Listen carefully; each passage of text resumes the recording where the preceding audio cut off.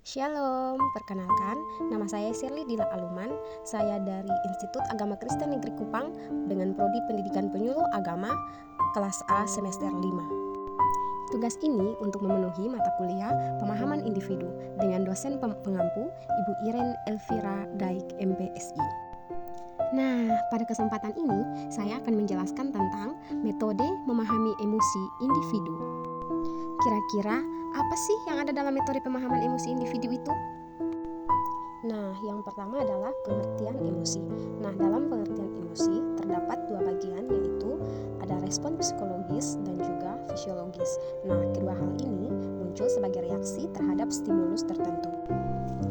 Emosi itu sendiri melibatkan perasaan subjektif seperti kegembiraan, kesedihan, kemarahan, takut, cinta, atau rasa bersalah.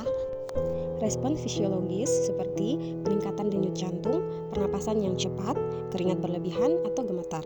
Nah, secara etimologis, kata emosi berasal dari bahasa Latin yaitu emover, artinya bergerak menjauh, dan dari bahasa Perancis yaitu émotion yang berarti kegembiraan.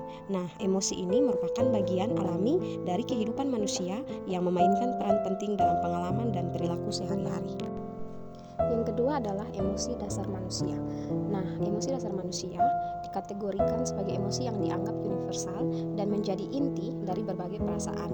Nah, menurut psikolog Paul Ekman, terdapat 6 hal dasar emosi, yaitu yang pertama, bahagia. Nah, dalam bahagia ini, emosi positif yang muncul dari berbagai pengalaman menyenangkan. Yang kedua adalah takut, adalah respon terhadap ancaman atau bahaya, berfungsi untuk melindungi diri. Yang ketiga adalah sedih, reaksi terhadap kehilangan atau kekecewaan, membantu proses berduka. Yang keempat adalah marah, muncul ketika merasa terancam atau tidak puas, memberikan energi untuk menghadapi sebuah konflik.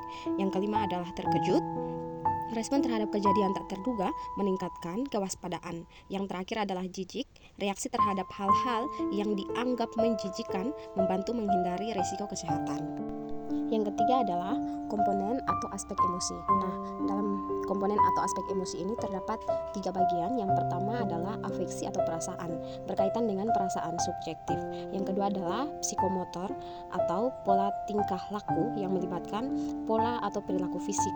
Yang ketiga adalah kognitif. Nah, kognitif ini adalah stimulus atau respon yang melibatkan interpretasi dan analisis emosional. Masing-masing aspek ini bekerja sama untuk membentuk respon emosional yang kompleks dan unik untuk setiap individu. Yang keempat adalah penilaian kognitif dan emosi. Apa sih penilaian kognitif dan emosi? Nah, perlu kita ketahui bahwa penilaian kognitif dan emosi memiliki fungsi yang berbeda dalam konteks pendidikan dan psikologi. Penilaian kognitif ini berfokus pada kemampuan berpikir dan pengetahuan, sedangkan penilaian emosi berfokus pada perasaan dan reaksi fisik.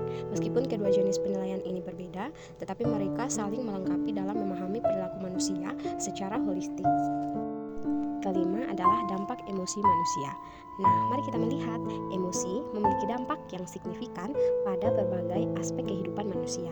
Nah, ada kesejahteraan mental. Dalam kesejahteraan mental ini menjelaskan kepada kita bahwa emosi positif meningkatkan kebahagiaan dan kepuasan hidup. Sedangkan emosi negatif seperti kesedihan dapat menyebabkan depresi dan kecemasan.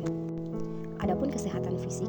Nah, kesehatan fisik ini adalah stres akibat emosi negatif pada peningkatan risiko penyakit kardiovaskular dan gangguan kesehatan lainnya. Yang berikut adalah hubungan sosial. Nah, emosi positif memperkuat ikatan sosial, sedangkan emosi negatif dapat merusak hubungan yang menyebabkan konflik.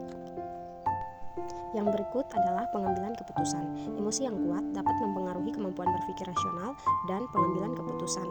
Dan yang terakhir adalah produktivitas. Emosi positif meningkatkan emosi dan kinerja, sementara emosi negatif dapat mengganggu konsentrasi dan produktivitas. Metode yang terakhir adalah manajemen emosi. Apa sih manajemen emosi? Nah, perlu kita ketahui bahwa kemampuan untuk memahami, mengontrol, dan mengekspresikan emosi secara efektif dapat melibatkan kesadaran emosional, di mana individu menggali emosi yang muncul dalam diri mereka dan dampak terhadap perilaku.